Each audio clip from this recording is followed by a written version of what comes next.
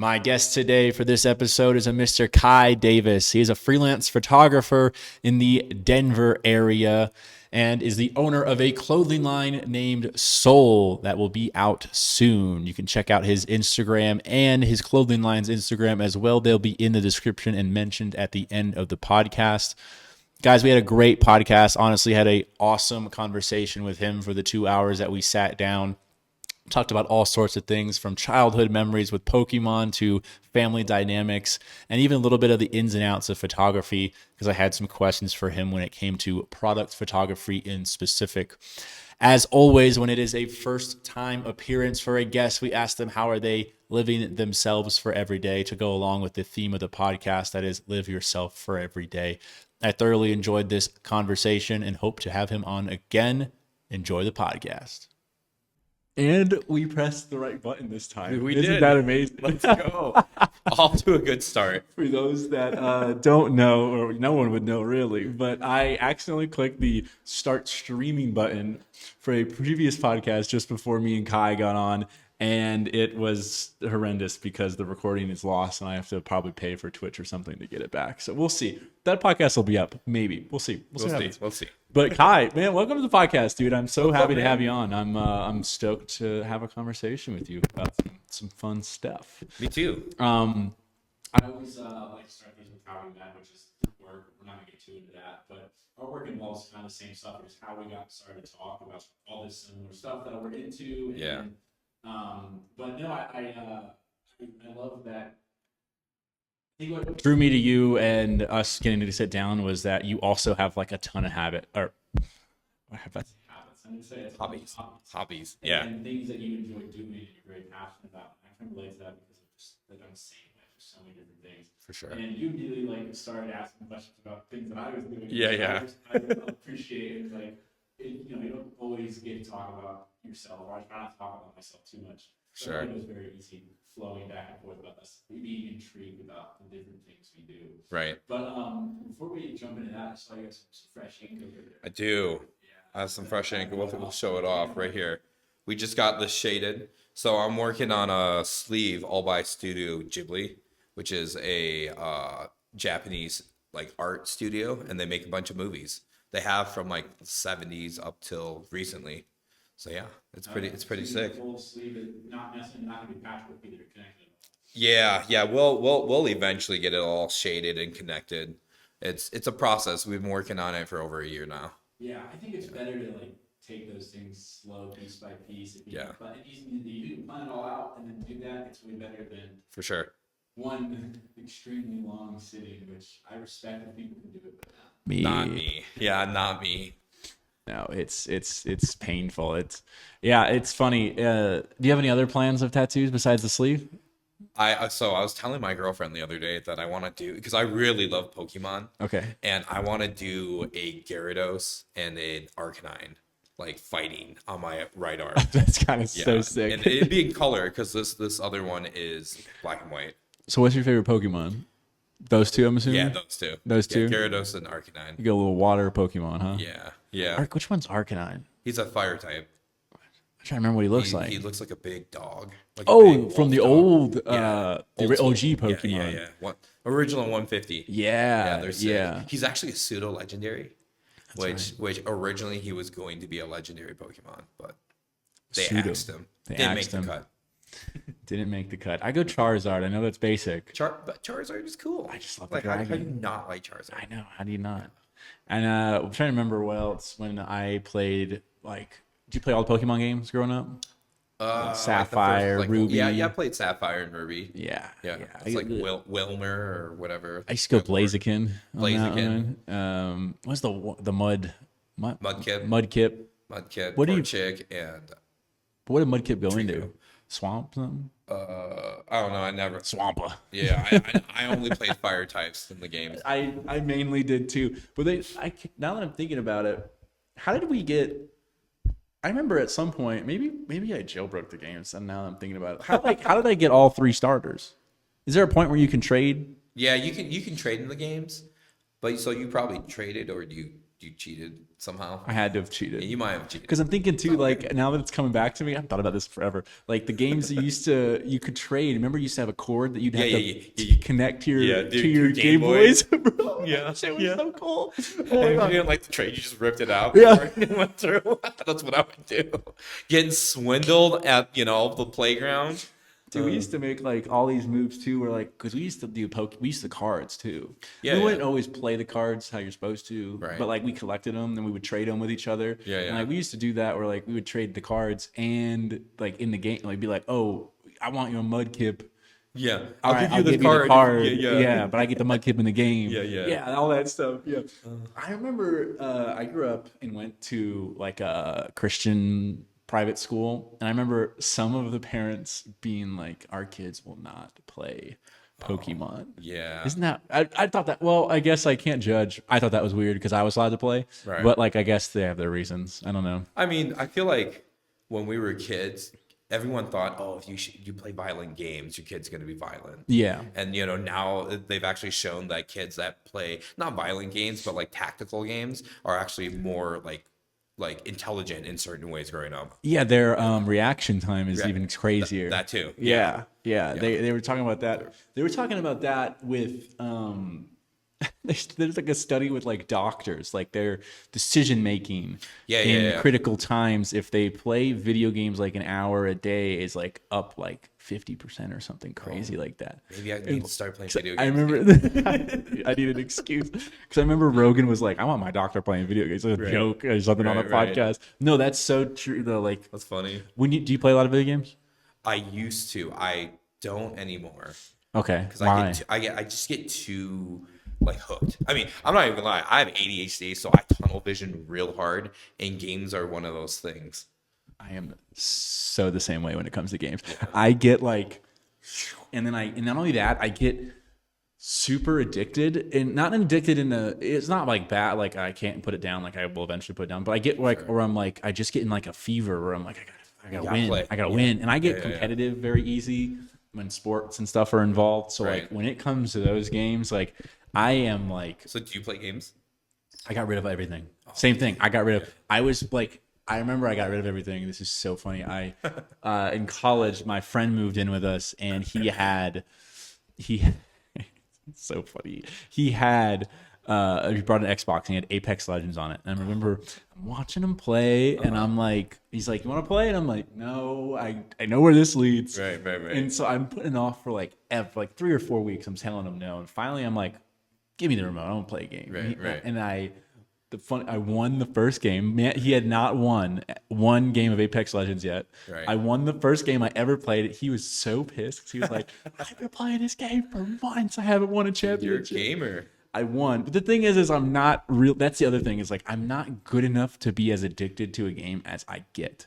Fair. Like, and I'll keep wanting to go and try to win, but I'm not ever going to be a streamer. I'm not ever going to, I mean, maybe I could if I'm like a reaction, they're following me for me freaking out, but like that'd be about it. Like, cause I'm not good enough to like be a professional, like in any of them. I'm not good. Like I get smoked the second I go into like a pro league, I get absolutely wrecked. And then I'm even more livid. So anyways, long story short, I got rid of my things because I just get like too into it. And then I would end up playing for hours. Like if I came home from work, back then I had a job too that I worked till like 3. So if I came home at 3:30 and I got on and I played a game at 4, I'm playing till 12 a.m. I'm not doing anything else. That's all you do. Right. And then I don't go to the gym. I don't do anything else. So it just became like a thing, like I need to get rid of this. Funny enough, I moved into a buddy's house, like this was actually like 5 months ago, and he had an Xbox, and he had and one day after work, we both worked remote.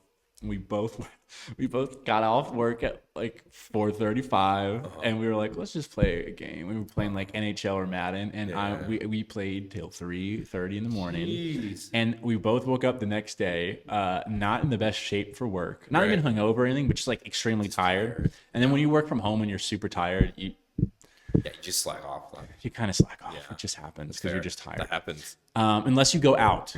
If you go to make it to a coffee shop, like today, I was like, I need to get out of the house. I need to get work done. And I went to a coffee shop, just nailed. Got to start going on. Which coffee shop did you go to? I actually go to the proper city Okay. where I In the where I've morning. resided in the past for bartending and stuff. But yeah, they had the coffee shop.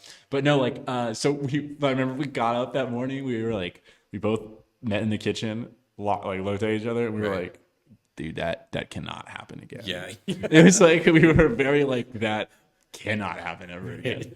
We need some cutoff time. So we literally what we started to do is we'd be like one game and we'd shake on it and that was it. That's how we did it. If we told ourselves beforehand how many we would play, we're good. But if we Do you ever break it though? When you're like, hey, just one more, and you're like, okay. and if we break it, by the way, Yeah. it's also done. The rails, the train's Right. off. It's The train's not stopping. We're going. Yeah, it's horrible. It's crashing. Yeah. So yeah, long story short, I have no games right now. I have friends that want me to get back into it to like, keep in touch with us and yada yada. And I'm like, dude, it will ruin my life. I mean, okay, so that's how gaming is for me now. I know I get really addicted to games, so I only play games when my friends are on. And they're not always on a lot, but they're on a lot more than me.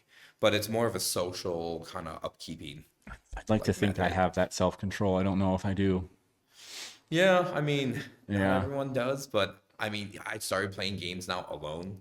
Like today after work, I definitely played a game of League of Legends, and I lost, and I was like, I need to play again. But I was like, no, we gotta go do something. So Yeah, it just like consumes me. It just can get to Yeah. me. I get that way a little bit too with like certain sports too. oh really? I can get tapped in, and I can get like just. and just What wanna are your keep- sports that you play a lot of now? I mean, not sound like a boomer, but I play pickleball all the time. Hey, pickleball's fun. I love it. When I was back in Florida, I was actually playing like it dug into like me working out. Like I was playing that much. Like I would stop working out. I'd go Okay. play pickleball 4 days a week, 3 to 4 hours at a time.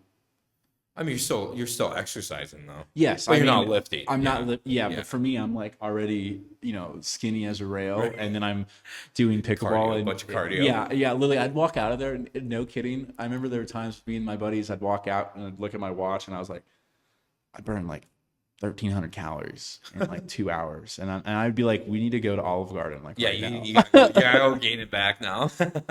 Although that's one of my fondest memories of that was like me and my one buddy, we would start planning like a Saturday morning before, because oh my god, Florida heat, like if you don't go in the morning, it's just in summer it's brutal. Hot. We would go at like 8 a.m. and still be 80 degrees out Right. and humid, and we'd play till like 10 a.m. and then we'd go to Olive Garden at 11 and just chow down. Why Olive Garden? I don't know, we just liked it. It was like your spot. Yeah, we like the chicken gnocchi soup. Okay, so did you do the unlimited soup, salad, and breadsticks? So no, we would get full pasta meals, but those still come with unlimited soup and breadsticks. wait, does it? Yeah, What? I did not know they that. don't tell you that. Yeah. Yeah. What? So I just order like 3 chicken gnocchi soups in a row, Dang. and then I'd eat like a quarter of my pasta and take it home. Yeah, But, like take I it would, home. Yeah. but it was so good. Oh, you're making Later. it. We might have to go there after this. Wait, so then, how did you get into pickleball? Not to harp on it too much. But No, that's a great question. I was of all places, I was in Puerto Rico, and we were at my buddy who lives in Palmas, which is, it's a more private neighborhood. Okay, Fair. Yeah, I roll my eyes at it, but it's a private white neighborhood. And they had pickleball and stuff at the club, and you Right. could reserve a court. And we were there to like just kind of work and just veg. Okay. And there was nothing else to do at night.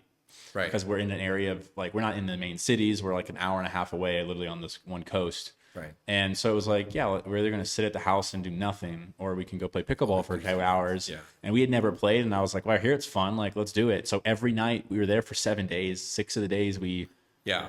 after Just dinner, playing. we'd go home, play pickleball, and Okay. just get into it. And then when I got back, I was like, yeah, I'm buying a racket. Yeah, I'm yeah, buying yeah. all- That's when it sucks you in. Oh my So God. it's not like you had a tennis background, because I know a lot of tennis players now play pickleball. And some of them are nasty. Yeah, Yeah. absolutely nasty. Yeah, there's like people.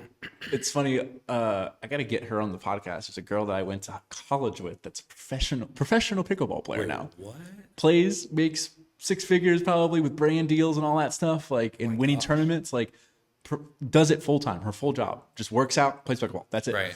Like, what a life. I should go pro. Yeah, Maybe. that's like super interesting. You should definitely get her on. I've told, actually, I saw her at a wedding recently, and I was like, long time. We just called up, and I was like, by the way, you have to come on the podcast. She was like, I'd love to. I've never done anything like that. But to think, like, she had a small tennis background. Like, she played in high school. Exactly. And then she just was like, well, I'll pick this up. And then just nasty at it.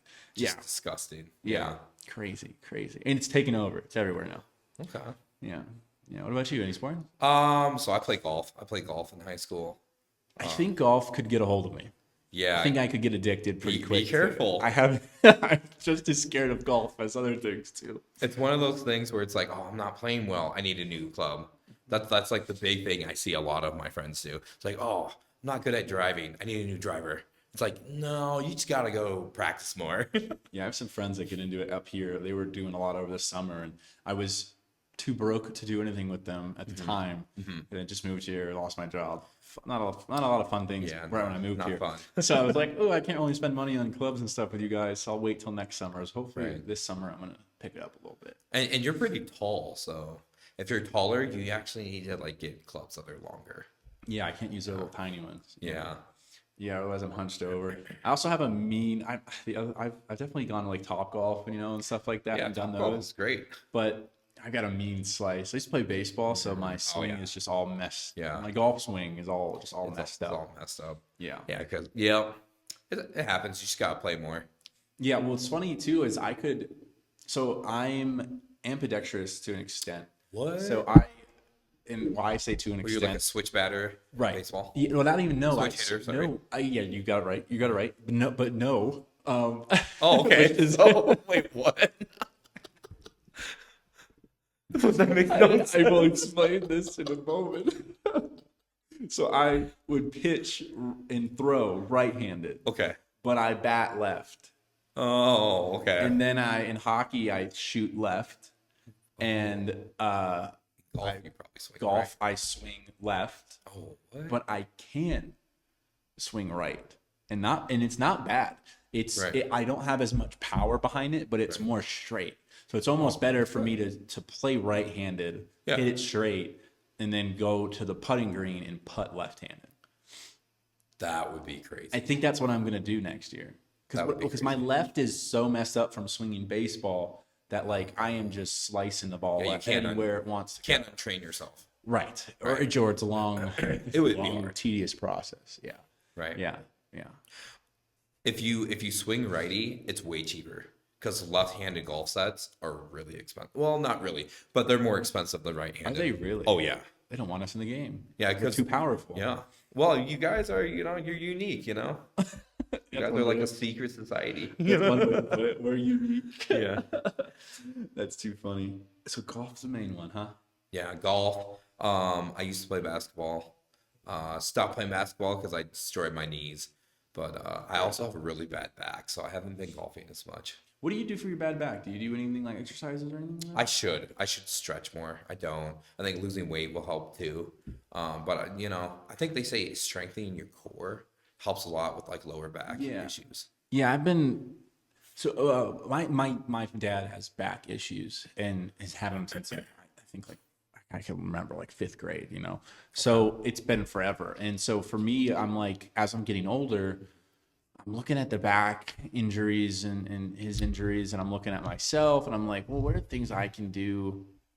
My dad was always in good shape, but he didn't. He wasn't like a weightlifter or anything like that. He just was like he played sports and stuff like that. Right. So I'm like, what are things I can do to like strengthen what I would call like longevity training versus just like strength training. Like what are things I can do to like that makes sense for like everyday life and potential when you get older? And then in that looking in the past couple months, it's been like a lot of if you're going to strengthen your core, it takes a lot of pressure off of your back, so you don't have as bad as a back. And then obviously you can do back exercises to build up those muscles too, back extensions to really get that lower back going, and things like that. And then there's also like your feet and your knees to help alleviate that too. Your hips and It's like in that finding that about my dad's back, I found things about because like I have my own set of issues, which like it's curious. It's interesting too with that. Like I have bad feet.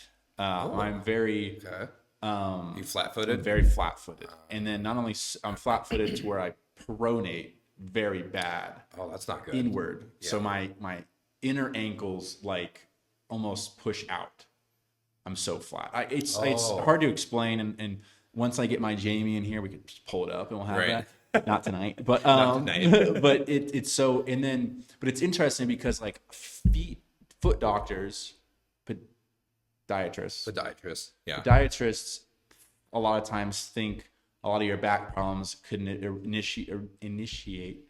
originate Oh, from your feet. Yeah. from your feet And footwear. and footwear. Yeah. And then the flip side, a lot of chiropractors think your back can affect that. But if you, like, for instance, for my sake, I for sure have bad feet. So it's like, what can I do to strengthen the muscles around the ankle and the joints that move, and then your knees, so that way when I'm old and I'm tall, like tall people have bad knees and stuff. It's like, what can I do to help alleviate that? That might longevity wise make sense, and then also would help the back sense as well. So I've looked into all that. Like there's Dang. knees over A toes scholar guy. over here.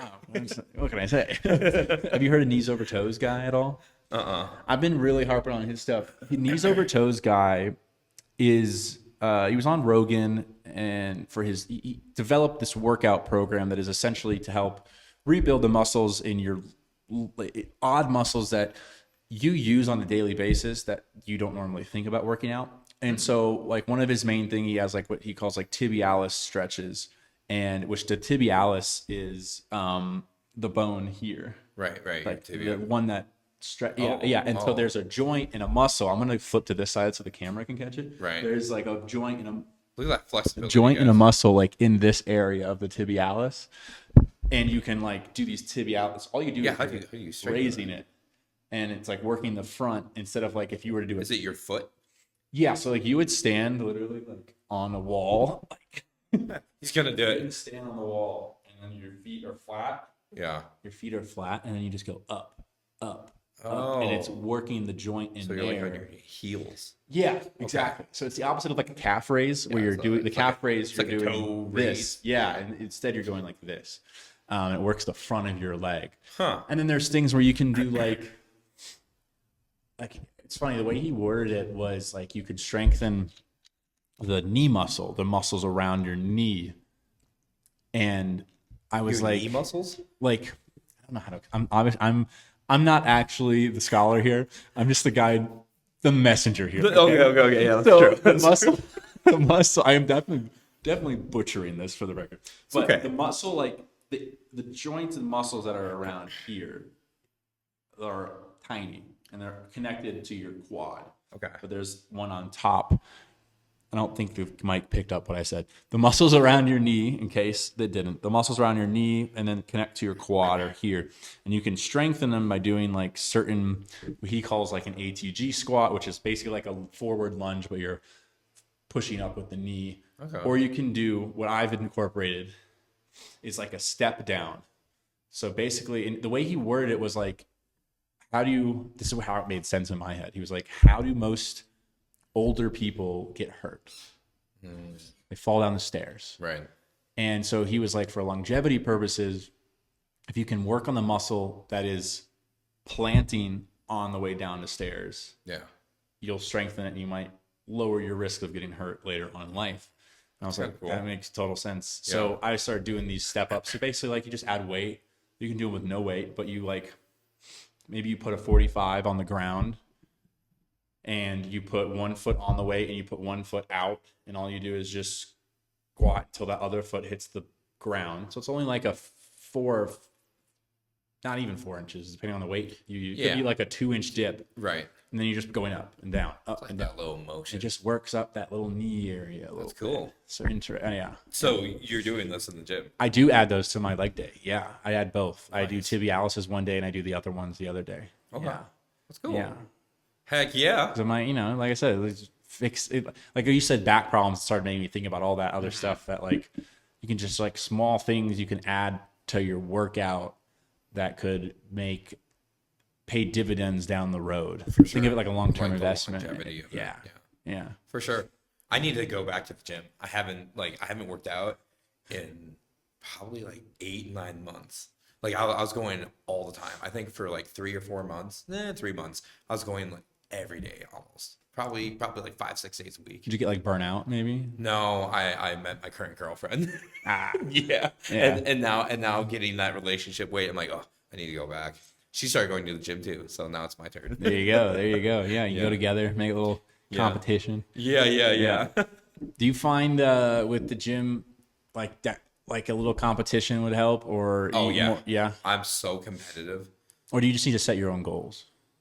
I do a little bit of both, but what motivates me to go is having that person. Not for the accountability part. It's more just like, okay, you're gonna lift that much? Great. I'm gonna try to like not lift that much, but I'm gonna try to do as much as I can Yeah. today, or try to go hard today. Yeah. I used to do Orange Theory Fitness. Do you know what that is? It's like one of those hit like cardio classes. And what they have you do is there's a rower, there's the treadmill, and then there's like free weight stuff. And you go in cycles through them. And I used to go with my old roommate who's a doctor, so he's super fit and into fitness stuff, right? And we would go and we would just try to run as fast as we could for as long as we could, like right by each other, because it was a competition. Yeah. And then we always would have competitions because you have these little trackers that count your calories that you're burning to see who would burn more calories. Yeah. Yeah. So we would do this every day at 5 in the morning. That competition mindset is an interesting zone to Yeah. get in, especially occasionally. You don't know, sometimes you don't realize it, but every once in a while, you're like, oh, I'm in a different state of mind all of a sudden. Like, Yeah, you get- I'm in the warrior mindset. Yeah. Makes me think about like the older times, like with knights, Spartans and stuff, Romans and stuff, where I'm like, they probably they probably had that in their mind, where like that's kind of what we're tapping into, that like Right. warrior gene a little bit, where you're Right. like, I gotta run 1,000 miles, Yeah. like, deliver this message to save the town, like Yeah. like weird things like that. And that's what my brain Yeah. goes with all of I'm this. gonna run so fast and so hard that no one's gonna beat me in this moment that I'm doing it. yeah. It's weird. I like every once in a while I can hit that zone in the gym, and it changed. Like the whole mentality Okay. changes. It's weird. That's I awesome. don't know. It's weird because I guess, like I said, I have that competitiveness in me and that competitive spirit at times, and then at other times I don't know. Like I can't tap into it, and other times I can. Okay. And it's interesting with that because like I would think if you're a competitive person, you would tap into that on anything. Like if I wanted to start my own business, I would gamify it to like, Yeah. oh, this guy's doing this, I need to get to that. But Yep. for some reason, it doesn't get me. Huh. See, it definitely gets me. Almost everything.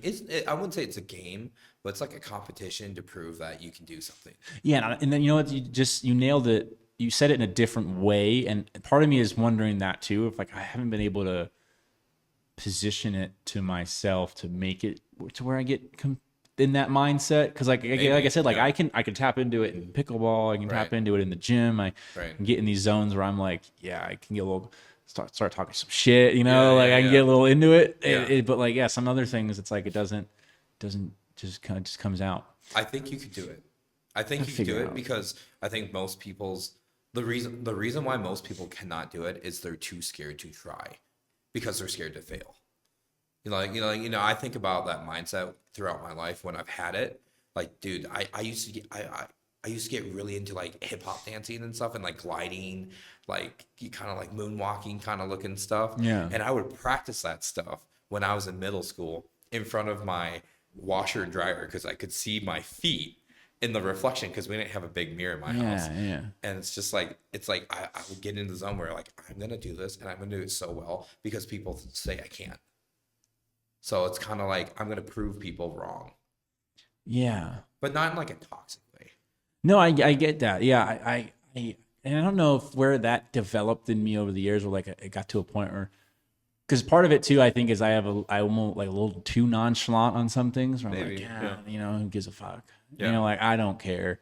But it's the opposite. Like I kind of want that little. You need a little bit of both. Like you said, like you Yeah, you don't want to have too much of your ego, Yeah, and then yeah, you yeah. go the opposite way, and you're like, I'm the best of the world. Like people Exactly. hate that. Exactly. Like, but you don't want to have it to where you're like not willing to take any risk and not be a little competitive when it comes to stuff. You want a little bit of both. For sure. It's hard to find that inner That balance. balance. Yeah. I just feel like for me, it's proving to myself that I can do something, you know. And then if people happen to say, "Oh, maybe you can't do it," it kind of gives me more fuel to try it. Yeah. You know? Yeah. That prove them wrong type of thing. Yeah, Like, you don't know me. yeah. It's like Do you don't I- know me, but it's something I want to try, and because you're kind of helping me feel it, I'm gonna actually do it now. Yeah. Because so often I feel like we always say, "Oh, I'm gonna do this, I'm gonna do this, I'm gonna do this," and then we don't do any of it. Yeah. Yeah. Yeah. What is that? Is that like a starting thing, or is that just like a people like to talk?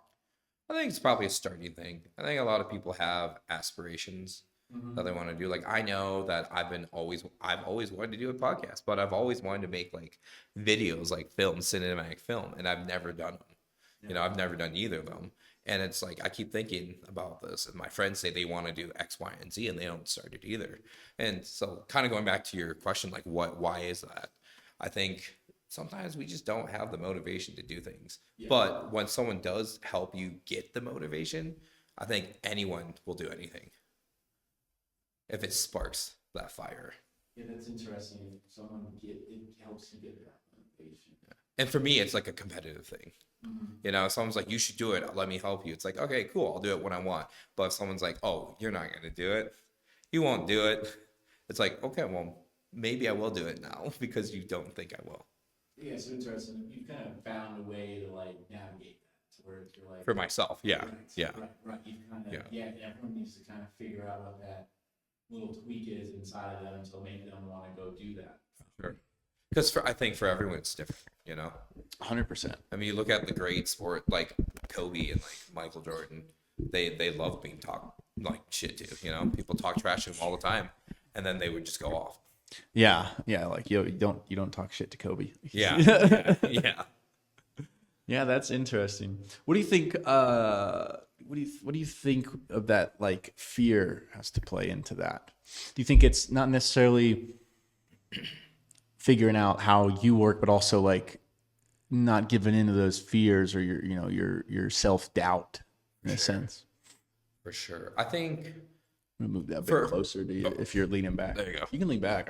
okay. Get chill, Is relax. this better? Yeah. I think. Well, are you talking like for me or just people in general? I guess in general. In general, But you can relate it to yourself. I think it's so hard because I think everyone has fears. Obviously, everyone has self-doubt. Yeah. And I think I don't know because I'm trying to think of it. Me, I have fears and I have self-doubt, right? But that doesn't stop me from doing things. I still do it, and I even know in the moment when I'm about to do it, it's like oh shit, I'm panicking, but then you do it because you push through it, right? But then I think about some of my friends who have a lot of self-doubt for certain things, and I just see them never doing things they say they will, or things we give them suggestions to do. I agree. Like my buddy, not gonna say his name, but we have always told him, hey man, you talk about this girl, go up to her, talk to her when we're out, talk to her.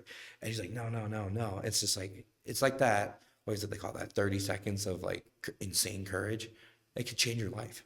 Yeah. You know? So Yeah. it's just like, I try to think about As I that all choke the up, I'm time. like, Yeah. Well, I think about that all the time. It's like, you just need 30 seconds of insane courage and anything can happen.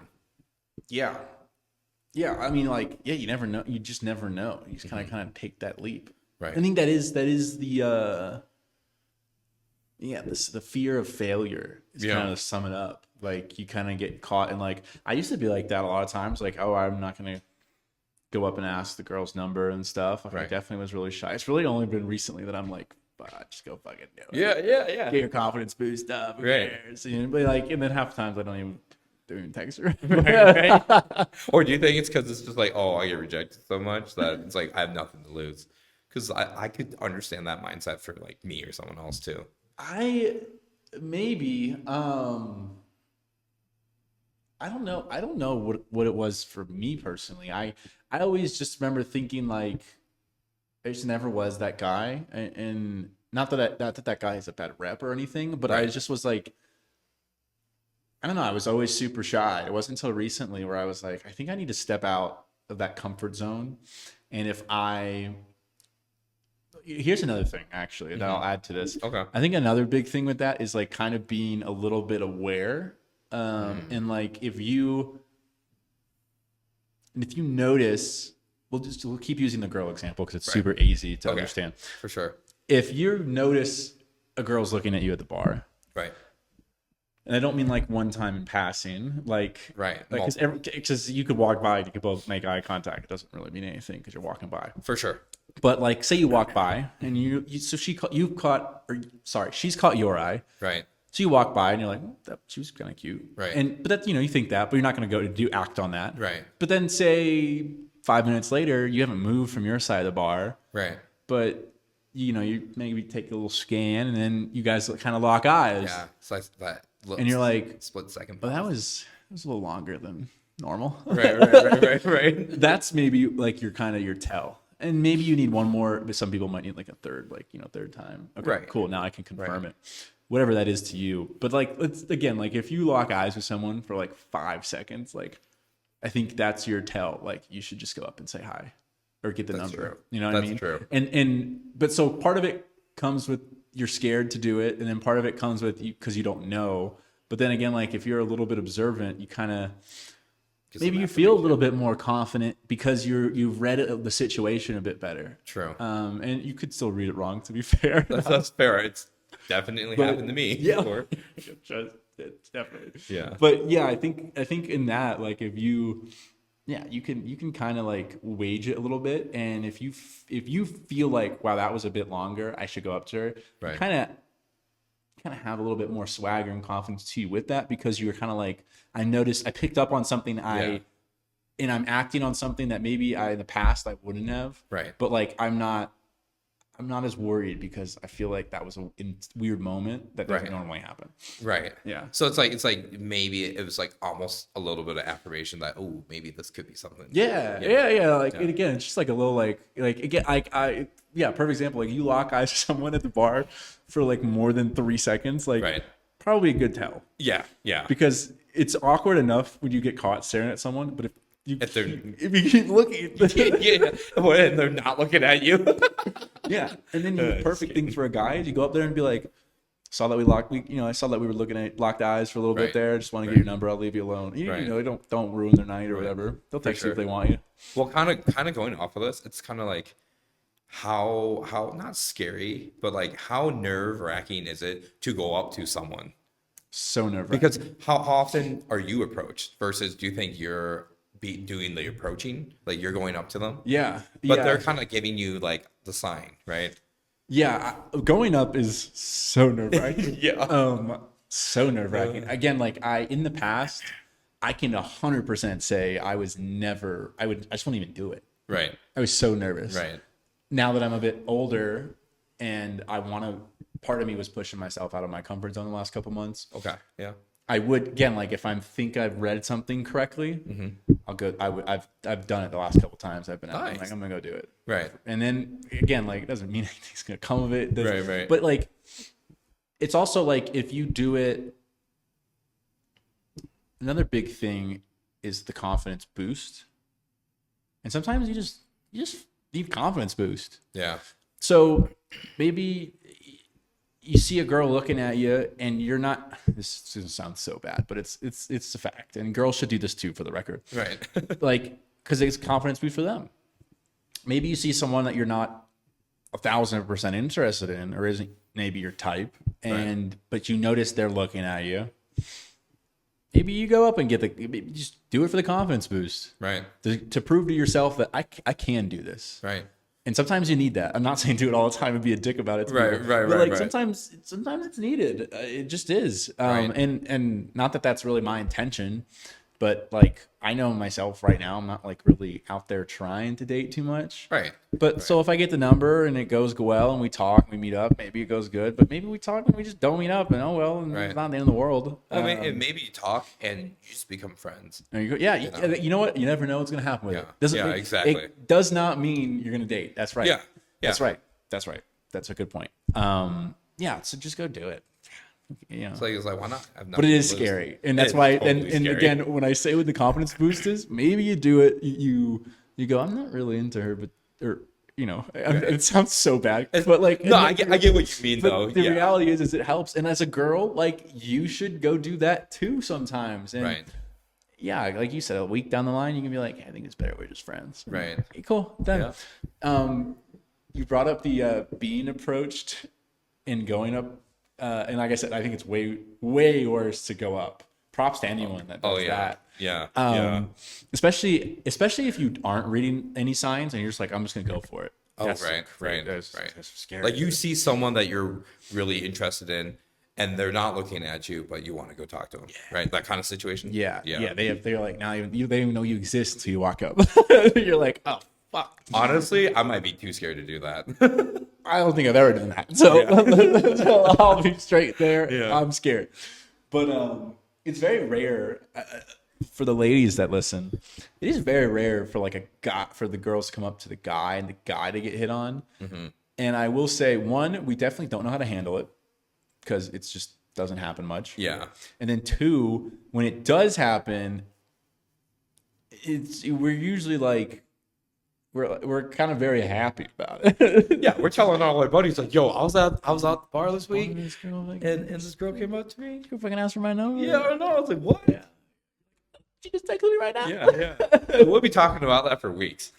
Weeks, months, even. Yeah. Months even. You stick in our head for months, even. Right. But yeah, no, that's funny. I just wanted to say that because it's only happened a handful of times to me, and I thought about it.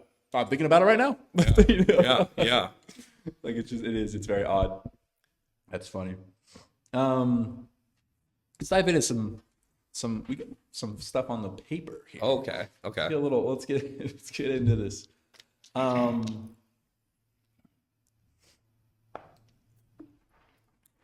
might need a sip of water here too. That was a good call. Yeah. So much we could get into. Oh yeah. One of the things I wanted to get into a little bit was moving out here to Denver. Just because that's something new in my life, and it's obviously a big part of my life now. Right. And I don't even think I've really talked about that personally too much. So I'm not trying to make this about me, but we have that in common, and I thought that was something interesting because I always. Not even necessarily like wanting to talk about moving to Denver specifically, but like moving out of our comfort zone and moving out to a new spot and a location is very challenging in and of itself when you're with a significant other or you're with a family member. Mm-hmm. But to do it on your own is very challenging and eye-opening. Words. But it just, that in general. So not necessarily moving to Denver, but moving out and deciding to move to a new location, a new city. Like, let's walk through that. Like, what was it that came to mind? And you could say specific things about Denver that drew you here if you want, but like in a general sense, what was it that was like, I'm ready to go try something new. Like, let's go hit something new. For sure. So a little backstory. I actually moved here from, where was I? I was in Tacoma, Washington.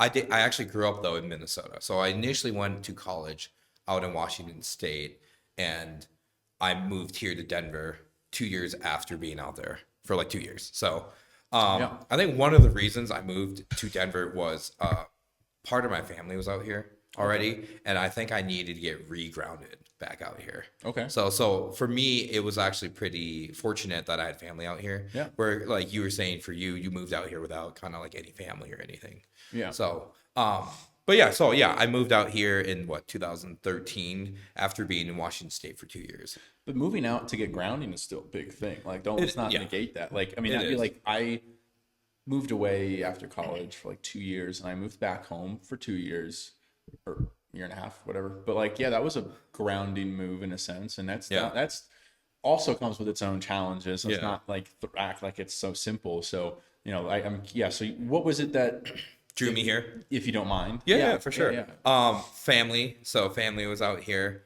And then actually I was volunteering for this camp. So my name is Kai Davis, and my last name is not a very Asian last name. So it's actually because I'm adopted from Korea, and there is a camp out here every summer for Korean adoptees and their families. So I was volunteering at this camp as a counselor for the kids to kind of watch the kids as they go throughout their day. And so I was doing that, and then I realized I made a ton of friends through the camp, through just connections of the camp. And I was like, oh, wow, these people are really cool. And it's like, do I want to go back to Washington State where my life isn't the best? Because out there was like no family. There it was just all my own, right? And I was, 18, 19 years old. So I ended up moving here, because family was here, made a ton of friends, and hell, the mountains, they're gorgeous. Yeah. Yeah. Yeah. 100%. That's like 90% of the reason I moved here. Yeah. I get it. Yeah. I want to put a pin in the Korean summer camp. For sure. Yeah. I think I summed it up horribly Yeah. there. Sorry, but I want to come back to that. Yeah. But let's talk about moving away and not having that base, that Right. family a little bit, Right. because you just mentioned that. Right. And I think that's so important and something to touch on that a lot of people could probably relate to. And I mean, I'm personally out here with no family whatsoever. I'm Yeah. fortunate enough I moved here and had like around 6 to 8 friends that I know. Nice. So that's very lucky to have that base. That's not always the case sometimes when you move. I mean, Right. when I moved to South Carolina, I didn't know anyone. I Yeah. knew one person. And, then I met other people through work, and that was all my friends were coworkers and Right, stuff. right. And that's another weird thing too, when you're all at the same place and you're all hanging out afterwards and stuff like that. Yeah. Love them to death to this day. But I digress. It's interesting though, with moving away to fam, that support. You don't really. I guess my question, or maybe you've had a similar experience that I did. Like, you don't really realize how maybe integrated family was in your life Yeah. until you move away from them. True. Yeah. And it gives you a whole new perspective on your relationship with them. In my case, not all cases, in my case, I think it made my relationship stronger with my mother and my dad. I think I talked to them a bit more and a bit more openly about things and different things that were going on in life versus like the mundane, like I see you for dinner 5 nights a week. Right. Right. There's not much to talk about by day 5 of the week. Right, And right. sometimes that goes on for 2 weeks, Right. That's so true. Yeah, it's just familiarity in a sense, Right. But like, yeah, I don't know. Did you experience similar where you're like, oh yeah, I was it similar in that situation? Right. I think, yeah, for sure. I think firstly, financially, that was the biggest difference. Ooh, It's true. like when you're in school, when you're in high school and stuff like that, like you live at home, there's always food. There's Yeah. always food. There's always a way to like wash your clothes or have like just small things like toothpaste, like shampoo, body wash.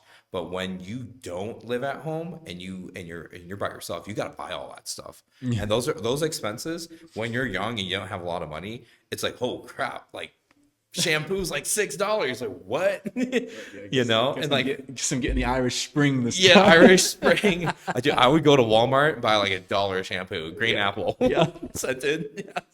And it's just like that was the first thing that was like, whoa, I don't have money. I need to get a job. And it's just like, well, I'm an 18-year-old kid, like so I'm gonna work on campus or something, and they're gonna pay me, like $5-6 an hour. And so like financially it was like a big shock. And then for me, I grew up in the countryside of Minnesota. So the town I lived in was 205 people. So there was not a lot of things around. So when I moved out to basically like the metropolitan of like Tacoma and Seattle, oh my gosh, culture shock. That was another thing. There's so many things like public transport. My dad was like, oh yeah, you don't have a car. You need to get around, take the bus. It's like the school bus? Like, how's that work? And then that was another big shock. So I ended up just walking everywhere. Yeah. And so it really made me, to go back to your question, it made me really value like, oh my gosh, your parents really provide for you. Your family provides for you in ways that you just not take for granted, but in ways you never think about until you're alone. Correct. Yeah. You found love for those things. Oh yeah. It's so nice. Like you said, like Yeah. Like if I could live with my parents right now, oh man, I would. I totally would live at home. It'd be great.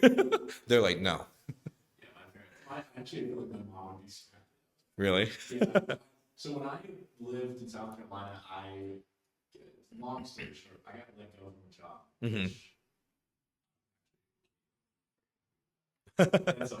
Well, It's good you know serendipity. what? I gotta make sure I don't paint myself in the back. Right. We signed a 2-year contract with this company to move up there. They gave you a big bonus to move up there, Okay. which at the time, 22, 23, I can't picture many kids saying no to the bonus. You sign Yeah. a pen, you basically get Whoa. That's it's hard to say no. yeah, it's hard. I mean, yeah. I made 50 the year before that. Yeah. So I'm Dang. like, dude, I'm Yeah. making money. As a 32-year-old, that's so hard to say no to. It's for most Yeah. people. So, Yeah. So you sign it, then you're stuck. You're doing it for 2 years, and you can quit, Uh-huh.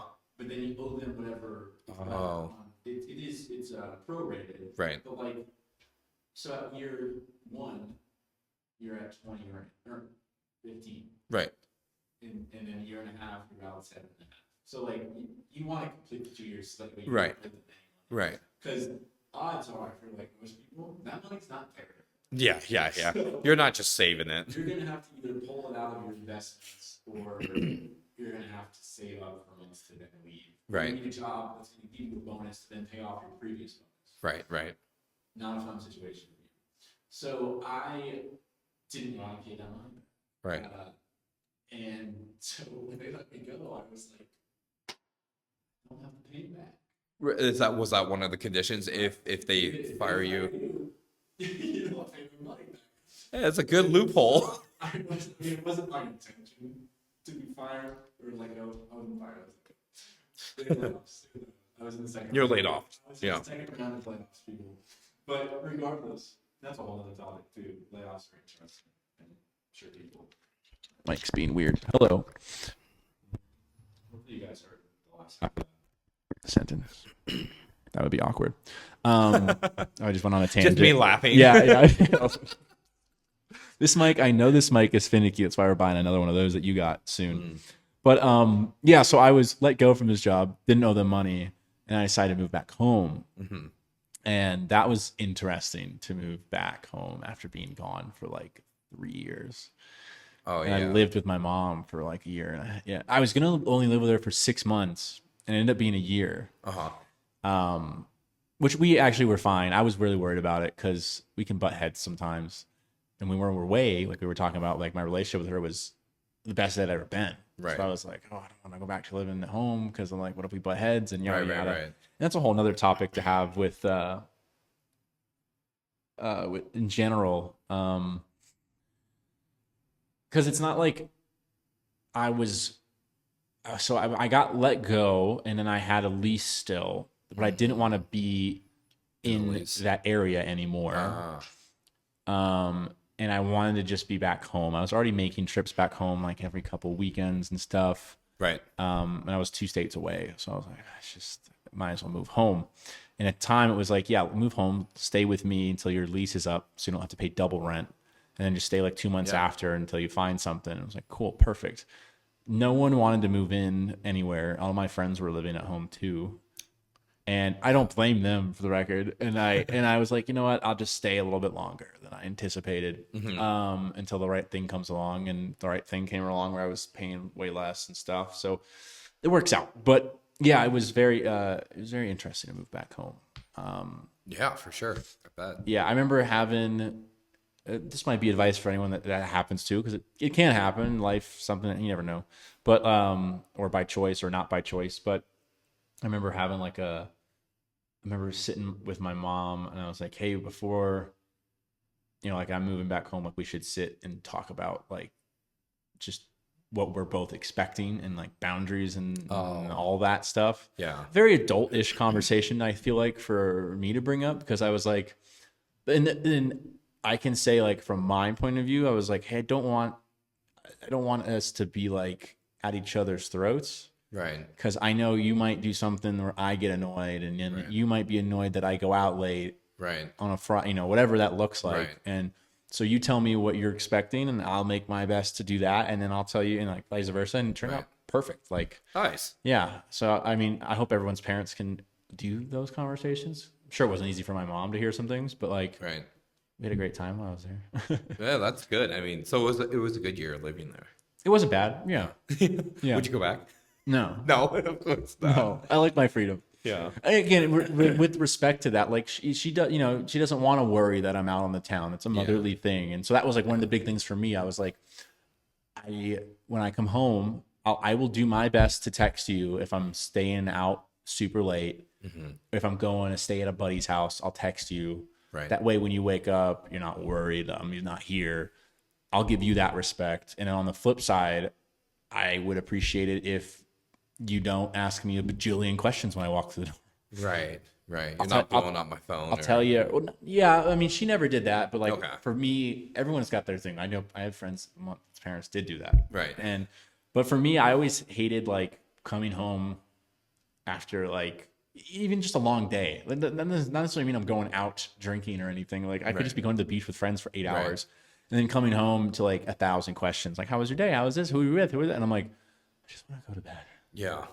I need to decompress. Like, I'll tell you everything at some point, but the fact that you're asking me all these questions makes me not want to tell you anything. Right. You know? And so it's the opposite. Like I like 1,000 questions come my way, and I immediately start like getting short, and not in a rude way, but just being like, yeah, I was with Kai, I was with Trevor, and then like not giving.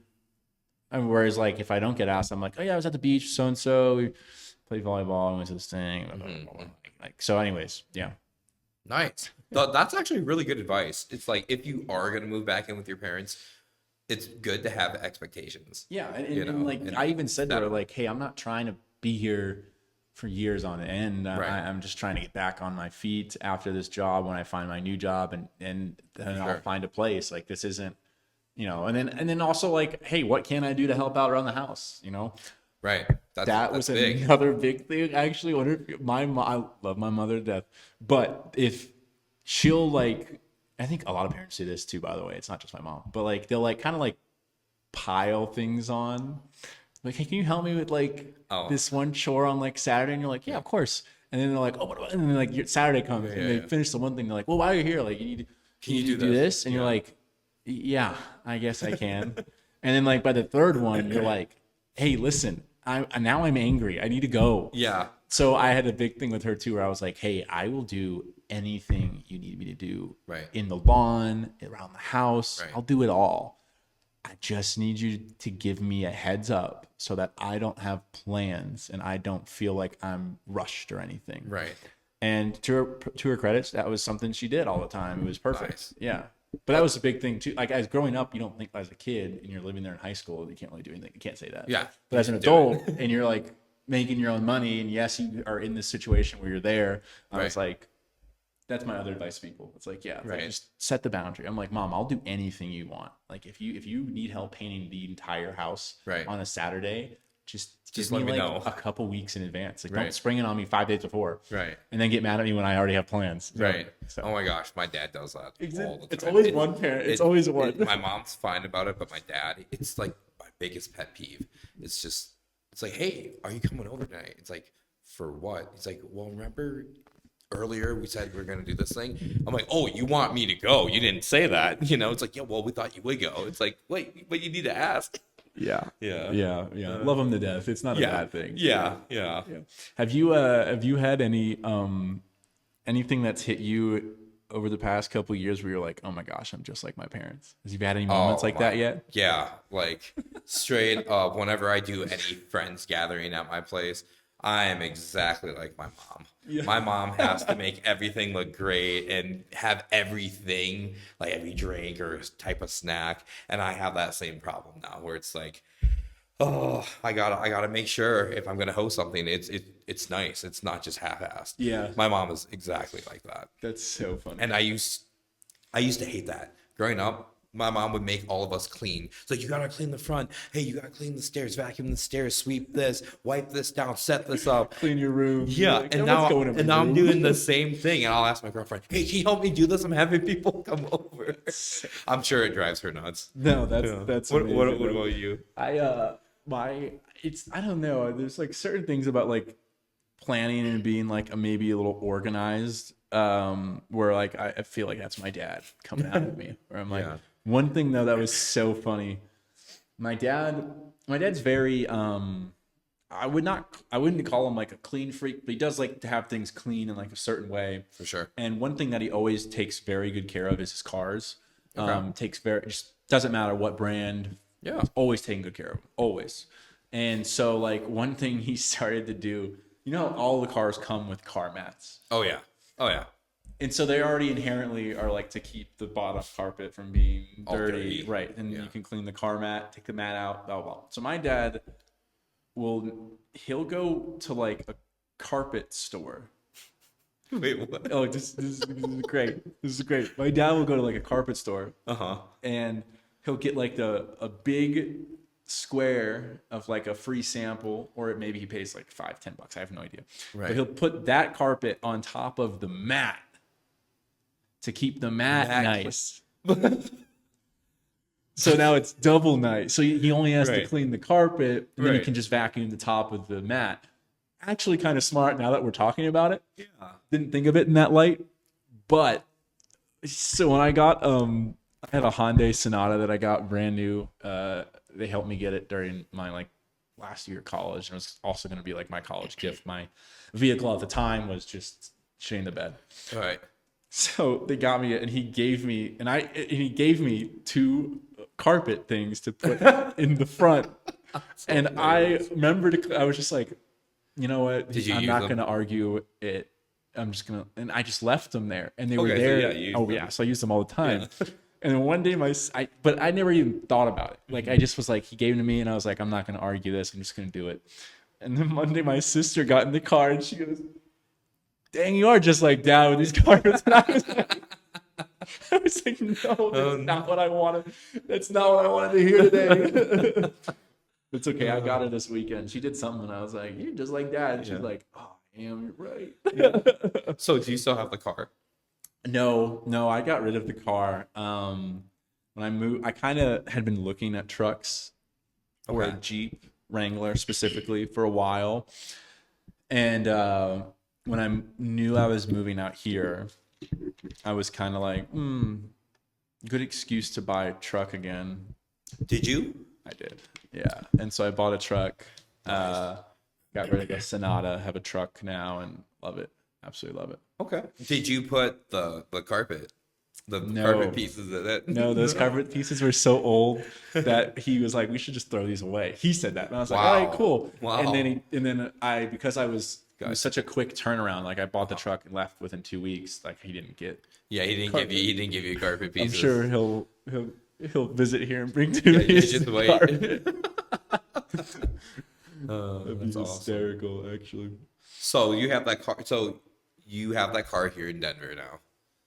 The truck. The truck. Yes. The truck. Yeah, That vehicle. I should say. I specifically, yeah, you're fine. I'm just making sure we're talking the same thing. Yeah. I specifically was like, I need a 4-wheel drive vehicle. Like, Right. I was kind of, I could have made it out here with my car.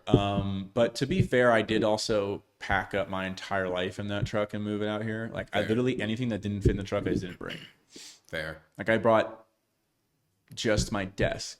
Only piece of furniture I brought. I brought my desk, and I bought everything else out here. That's crazy. You brought your desk because I would feel like I would not bring my desk. I would just buy a new desk because it's such a large piece of furniture. It's really it is, and some of them are bigger and thicker. I had just bought like literally a month before, or 2 months or something before I left. I just bought like an L-shaped desk for my room at the house I was living at the time, Right. Not my parents.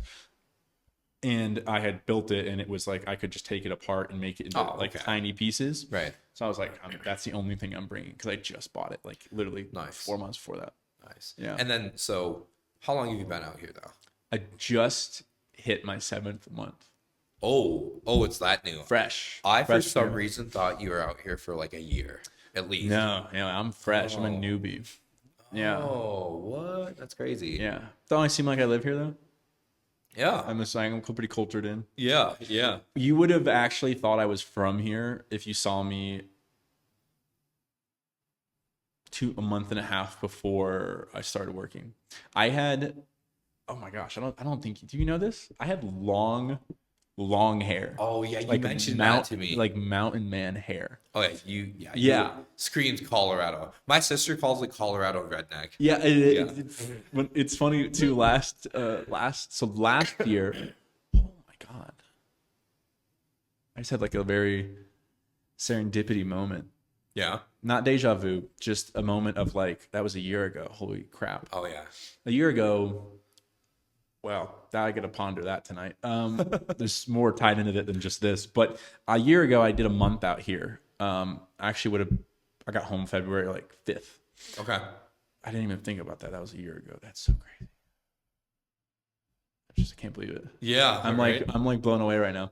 So I did a month out here last year, and I had long hair, and I had literally actually grown this out at this month too. That's so funny. I can only have much of a mustache, but yeah, I can't do anything like at all. Well, that don't count. Oh, this counts a little bit. A little bit, and this is like within the last year. Like literally again, funny enough, last year this time I grew this out, and I think I cut it in March. Anyways, it's bizarre. Totally off topic, but I came home from that month away, and my friends met some friends out, and they had a few mutual friends that I had not met yet, and they were like, first thing they say to me, they're like, "Oh, so you're from Colorado?" And I'm like, "No." And they're like, "But they just said you got back you just got back." And I'm like, "Yeah, I was out there only for the month. Like right. I live here." And they're like, "Oh, you look just like Colorado people." Yeah. And then that's the funny thing too. When I got here, so I had the long hair, and in Florida, it was kind of unique and different. There's some people with long hair, but not many. Right. So it gets a little more like long-haired, beachy, kind of maybe. Oh yeah. Yeah, beach California coat guy. vibe. Yeah. And so I get here, and I'm like walking around. And I'm like, man, everyone's got fucking long hair here. Everyone looks like me. I'm like, yeah, and then literally, I'm like, everyone looks like me. And then not only that, I'm like, but then there's the long-haired people here are different than the long-haired people in Florida. So there's more of them, and it's more of a thing here. So I don't longer stand out. Right. And then on top of it, I actually don't like, not to talk like down on it, but like they're a little crusty. Oh yeah. A little like wearing my Birkenstocks with shorts and going hiking all the time, and like I like that stuff, but I don't like to be associated with it like that. Yeah. So I was just like, this isn't for me anymore. Like literally, like because you saw those people here. I don't blame you.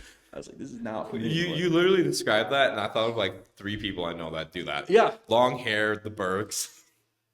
I hate to talk down on it, but I was like and I know that's the vibe I would give giving off with the long hair, and I was like, I'm just like like everyone else here. I want to be different. Yeah. Yeah. So I cut it. Now we got this. It's not usually it's up. Camera doesn't get that today. Camera gets. It's because you got the hat. Yeah. Yeah. Hats are so easy. I mean, I do that when I don't want to style my hair. I just throw a hat on. When I had the long hair, I literally either wore a bun or I wore a hat. I never just wore it down. Yeah. Unless it was like a wedding. That was the only time I did. Fair. It's a formal gathering. Yeah, and even then I was like, put it in a bun. Yeah. Looks better. I mean, hey, that's something that's kind of a cheat code for long hair. That's the only reason I grew it out. Is to do a bun. To do the man bun. Did you shave the sides short? No, I don't like that look. Okay, so you didn't have the like super. No, I had a full flow, like full, except it doesn't really flow back. Right. And but it was long. I wonder if I can. I'm like, yeah, quickly get a picture up. Let's see. Would you ever grow it out again? Yes. In Colorado, or would you have to move first? No, I would grow it out here again, maybe. It does take a while. I always joked with my mom that when I cut it, I joked with her that I would grow it out again once I trapped another lovely lady for a couple of years. Be like, oh, you love me, I'm gonna grow my hair. Was your mom a fan of long hair or no? My mom didn't mind it. My dad always gave me shit for sure. Sure. And then the new like update, I never know where my favorites are. I hate this. Oh yeah, the iPhone OS. Yeah. Hold on, we got it. We got to show the line. Yeah, we have to show it. This was me a week before I cut it. Whoa! At a wedding. Whoa! The one time I wore it down. Wait, you don't have the different vibe. Yeah, and I don't have the mustache. Yeah, different vibe. Look at that. Look at that handsome fella. Crazy. That does not look like you at all. No. Crazy. So do you like how you look now more or Love back then? Love it. Yeah. I love it. It's like, dude, within like 5 days, I was like, why did I not do this before? And this was not like a harsh, rash decision Right. that some people think. Like, I had been like thinking about it literally since last year. Like, I was just like getting over it. Like, Right. and the same thing. Like, I was always wearing it up or in a hat. I never wore it down and out. So I was like, what am I doing? And then The amount of shampoo that the amount less you need to use to wash your hair. yeah. Is probably a Oh lot. my gosh. It was weird to get, yeah. The first like month, I'm like pouring out like I normally would, like Yeah. not thinking. And I'm like, just the, he knows I'm on the podcast. I don't know why he would call. It's okay. You didn't- I called you earlier too. No, but yours different because you're looking to get in. I'm Right. on the, he knows I'm on the podcast. Uh, I told him where to leave it too. Hold on. is it the dongle guy? It's the dongle guy. Oh, get the dongle man. No, we're not going to stop No. mid show. We're having a good time. Yeah, that's true. He's like right there. Oh, is it snowing? Is it? I don't know. Denver has Colorado Yeah, has the most bipolar. On his headlights. Yes. Should I go run and get it from him? I would get it, man. All right. Can you hold down the fort? Yeah. I'll just start talking about stuff. Okay. All right, guys. So he's leaving to get this dongle. He actually asked me to bring one earlier, but I kind of didn't read the text message correctly. I call this dongle. It's a USB-C to a USB-A converter. I thought it was just the cord, so I got the wrong thing. Oh, he's back. That was fast. You get it? Yeah. Oh, wow. I don't think this is even the right I was like explaining what had happened and why this dongle is like important. That's it. Yeah. This is it. I think he, bless his heart. Shout out Ryan. He'll be on the show soon. I think he gave me one. He must have bought a new one or something. He must have lost the one I had. Yeah, I was gonna say he probably broke I had it the one off. that was like, oh my God, this one's That one's really nice. This has got like half. It's 4 USB-A ports of The one I left at his house is half the size and just the 4 USB. This one's got everything. Mac Daddy, what a man. yeah. Wow. I'll just leave this with the podcast stuff, I think. Maybe. Yeah. We'll see. Anyways, thanks for holding down the fort. Yeah, I got you. Let's dive into a little bit of I want to talk about your clothing line. Okay. I'm yeah. super intrigued by it. It's named Soul. Yeah. S- So it's Soul Clothing Co. Slow. Soul. That's all good. That was on me. Tongue twister, you know? Yeah. I didn't mean to do that. No, you're good. Soul Clothing Co. Yep, like company. And how do you spell soul? You have it Soule, right? Seoul. Seoul. I wrote. I must be dyslexic because I wrote it down so. I wrote Soul.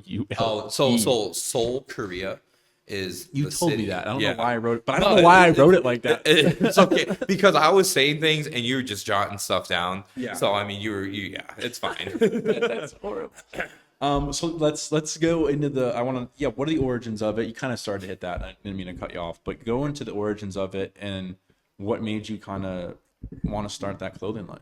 I've always wanted to do like some type of clothing. I've always like I don't know. Growing up, backstory. Growing up, I have an older brother. I never got new clothes. I always got his hand-me-downs. So I, hated my hand-me-downs. So when I started making money as an adult, I started being really, really picky on what I would buy. It's not just, oh, it fits okay. It's like, oh, is it nice? Is the texture nice? Does it feel good? So I would encounter so many pieces of clothing that suck.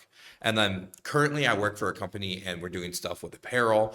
And I started learning, oh, this is kind of the back end of how to start clothing stuff. So, and I've worked at this company now for 3 years. So it's kind of like I've been thinking like, hey, I like doing clothing. I wanna do something with clothing like a business.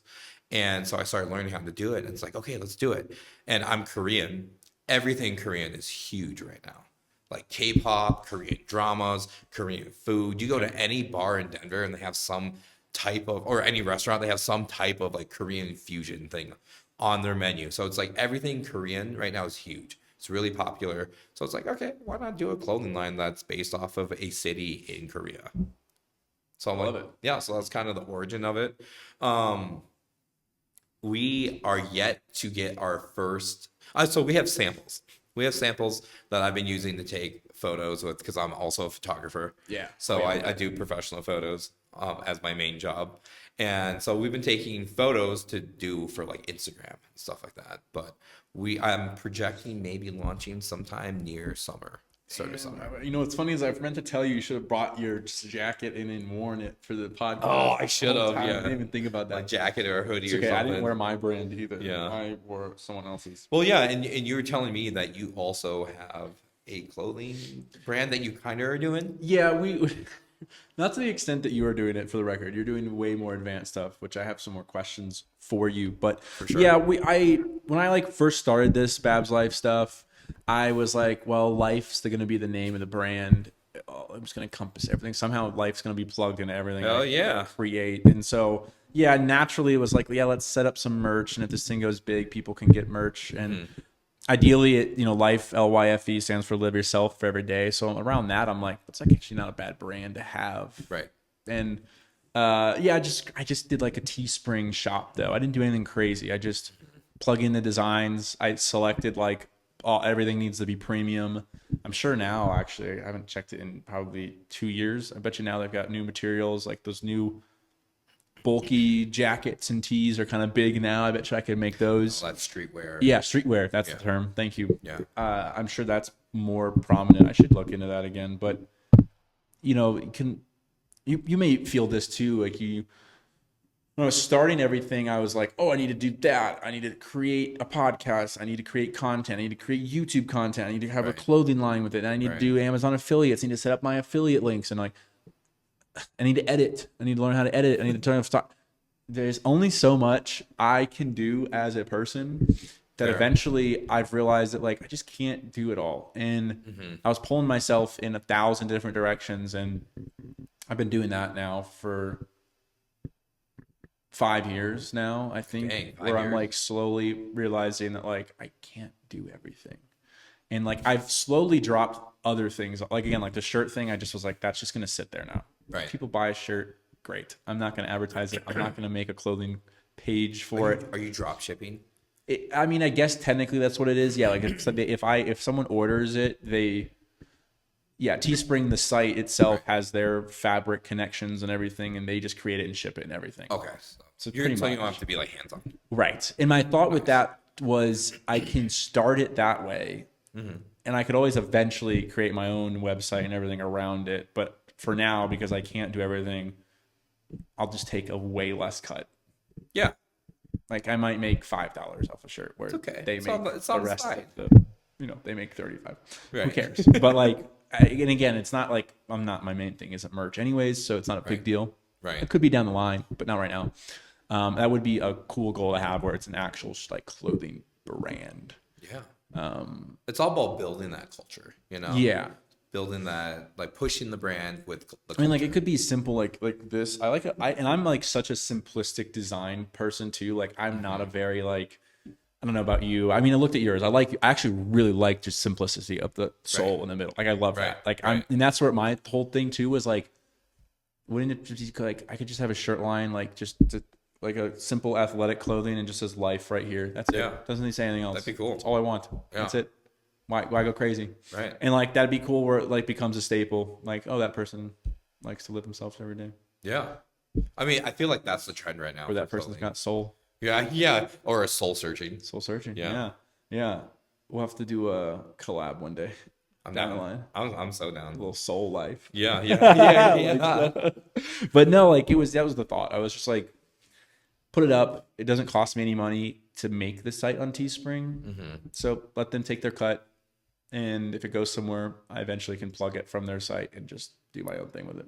Cool. Do you envision, because this is all for your podcast, that's like the main thing, right? No, that's what we're trying to be fair, that's what we're trying to like get through now. Right. I've done so many different things. And at first I was like kind of focusing on the podcast, but I'm not good with video editing at all. So I wasn't like clipping things down and like putting clips out. And then I had a friend in the festival scene. And originally the podcast and everything had to do with like music festivals and stuff. And then I realized, well, it's kind of boring to like talk about a music festival on like a podcast. Like if you look back at some of the old episodes, like episode like 15 might be like a podcast, like a festival review. Like it literally might be just me talking about our festival for 20 minutes. With someone or just No, by like yourself? just by myself. I Yeah, mean- yeah. And it might be with sometimes it might be with someone. And like that's not a horrible idea. But that being said, it's just not a big podcast thing. Like that's better as a YouTube video with B-roll. For sure. And so as I've like gone through this, and something you could probably maybe attest to this with some of your endeavors and hobbies, it's like when I started this, I knew I liked it. I knew I liked social media, but I had no mentor. I had no one in the scene that was doing this. I had no friends that were doing this. Fair. And Yeah. so for like the first 2 years, I'm just like trying different things and just figuring out what works. Right. And then I'm realizing during those 2 years, like I said, like I can't do it all. I just can't do everything. So what am I good at? Okay, I like making content and posting on Instagram, and I like podcasting. Okay, I like those two things. And which one would be maybe better to do? And at first it was the podcasting, but then came the editing the clips, and I hate editing clips. So then why would I do that? So then, and then I had a friend that had grown like a 30,000 following on Instagram and stuff, and he launched a podcast, and it kind of like immediately got like 1,000 views. Nothing crazy, but like it's better than what mine was doing. That's pretty good. And it's better with what mine does now because the whole that we'll get into that. But and so then I was like, well, let me pivot and let me just focus on short form content. And I did that.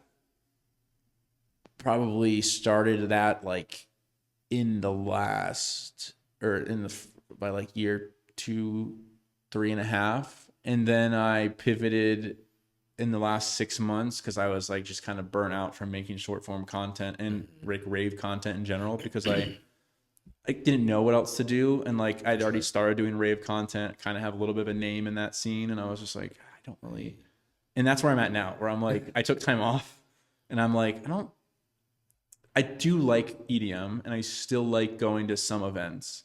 However, I just don't like going to them all the time anymore, and I went to so many on like the account, being able to go and like cover them and get content. Like that was great, but after like 2 years of doing that and going to like 10 to 12 festivals, I'm like, dude, I've seen everyone. I'm kind of burnt out. And I also don't have the heart to make that content anymore as much. And that's where we're at now. And I'm like, and then like the last 6 months, I had a bunch of life stuff go on. And I was telling myself, like, I'm going to take a break. I'm going to go ghost. Yeah. And I didn't do that. I fucking still posted on my story and all that stuff. And then I would get mad at myself for like not putting in effort anymore. Or I'd say like, I should do content, and I wouldn't. And that was kind of like a repeating cycle. So then I was like, you know what? That's when I came to this month, February. I was like, I am going to just not do anything on my social media at all anymore for who knows how long. I said a month, but like maybe 2 months. Do you feel like we're losing the passion for it, and it became more of like almost like a job? Yes. Yeah. That's the worst. And not only that, I would go like really hard. I kept going in the same patterns. Like I would go really hard for like 3-4 months, like posting 2-3 times a day, gaining like, and I did gain like that's a lot. I mean, but it was like 2 cycles like that, or maybe 3. And like one I gained like 1,000 followers, one I gained like 3,200, next one I gained like 2,500. And like if you're doing that math, and that's how I was looking at it, was like if I can keep this up for a year, I'll be at the 10K. Like for instance, that one period of time where it was like 3,200. Like if I keep this up for the next 3 months, and the next 3 months after that, ideally I should be at like 12K by the end of the year. Followers. So you do that in your head too. Yeah. I also do that. And it's kind of a trap because you can't keep up that momentum like that. It's almost unrealistic. Yeah, you got to pivot and do things that you like. And then that's the other thing is like I've kind of had so much go on the last couple months where I'm like, well, maybe I do need a break and figure out if I want to continue making rave content or if I just want to make whatever I want to make, which is fine, and just enjoy it. Get back to enjoying it, because I did love making TikTok and doing skits and stuff like let's just fucking do things I love. and that's kind of where the podcast comes back, where I'm like, this has been consistent, and not only is it consistent, like time fucking flies, and I have so much fun doing these. Like, Yeah. dude, we've just been chatting for an Yeah, hour. I was gonna say we've just been like talking. An hour and 20 minutes. Yeah. Already? Wait, it's been an hour and 20 minutes. Flown by, and Oh, like geez. I love it, and I love getting into like. I love just talking for once. Like we've had a very chill, fun conversation, but like For sure. dude, there's other times where like I'm gonna dig in deep, and like I love that too. Like the guy before, like if we recover that podcast, like it's a very different podcast in its own way because he's got he does like breath work and does like a breath work app that he's launching, and like I was like I'm intrigued. Like Let's go. breathing? Yeah, Oh, that's sick. breathing. I don't know anything about that world. So like I was just like asking him like diving in questions. I'm like, Right. tell me about this breath work. What's the overlap between breath work and meditation? Right. What's the difference between the two? Is there a difference? You know, shit like that. And then like not only that, once he starts going, I can maybe ask even more questions. Like For sure. Yeah. but like yeah. So I don't know. We're taking time off of content, but we might be ramping up this. This might be the new thing we're gonna do, and we're gonna stick with this. I think Wait, like what? podcast. The podcast. Oh Yeah. yeah. I think that's really cool because for me, I've thought about making a podcast. There's this photographer, Peter McKinnon, and with his buddy Maddie, they had this co-working station in Canada, and they had made this podcast where they would talk about video and photo because that's what they are. They're videographers and photographers, and their podcast was awesome. And I kept thinking, like, I have a bunch of buddies that are interesting, that are very good videographers or photographers. I could do this too, and I just never did it. Because it kind of comes back to what we were talking about before. There's that fear, right? Yeah. And the lack of motivation to do certain things. So I think the fact that you're doing this, it's super cool. Well, thank you. I mean, but again, like I want to emphasize and for your things too, like you do a lot of things too. And we've barely scratched the surface. And that's one thing as well, is like there is only so much we can put on our plate at a time to do. For sure. And eventually gotta just like, all right, I'm good at this. I like this. And again, it also changes over the years too. But like you kind of figure out something that gets your passion, and like you, again, like time flies, you're not even thinking about it. It takes you out of like whatever other bullshit is going on in life. Like I should have been podcasting this last 6 months because like I don't know how to explain it, but like I come here and talk and I'm like, damn, time flew by. My day is made. Right. I don't even think about like. Well, it feels good. Right? I mean, yeah, but some people might not. You know, that's what I mean. True. Like, so for some people, they might like. For instance, your photography. Like, I'm assuming you enjoy that. I do enjoy a lot. It. Yeah, I love doing it. and that's a big thing, and that's important that you chase that, enjoy that, do that. Right. Because you do enjoy it. And, right. And two things with that, like when you enjoy it, one, it doesn't feel like work. Yeah. And then it also like it's best, like it's the best form of creativity because it's effortless. Yeah. Well, it feels effortless because you love doing it so much. Of course, for the record, there are things you have to learn. Like you have to learn things about photography. But I'm sure you enjoyed learning them. And again, that also made them so effortless. 100%. I look at that with like college. Mm-hmm. You went to college? Yep. Years, right? Did you finish? No, I actually quit in my last semester. No way. Yeah, because I hated it so much, and I was paying it. And I was just like, I don't want to pay money to do something I hate, and it was just that bad. So I just quit. Yeah, I regret it now. But yeah, I totally regret it because it's like I'm 32, and the way I've lived my life without a degree, where coming out of college with a degree, I could have gotten the job like right away. But I also learned a lot of things because I took a different type of route. Yeah. Yeah. Hot take, and I don't want to get off the topic. Right. I think I think it's good. Financially, I regret it. Yeah. But life experience, nah. I would do it again. I think for some people, it's better. I do. For sure. This mic, I gotta pay attention to this mic. Do you think it's not recording sometimes? No, it's like every once in a while the volume on it gets super low, and what I don't want to happen is me be on like a long tangent and it's like barely picking up the volume even when I'm super close. Yeah, I can see it right now. But anyways, so yeah, we're talking about college.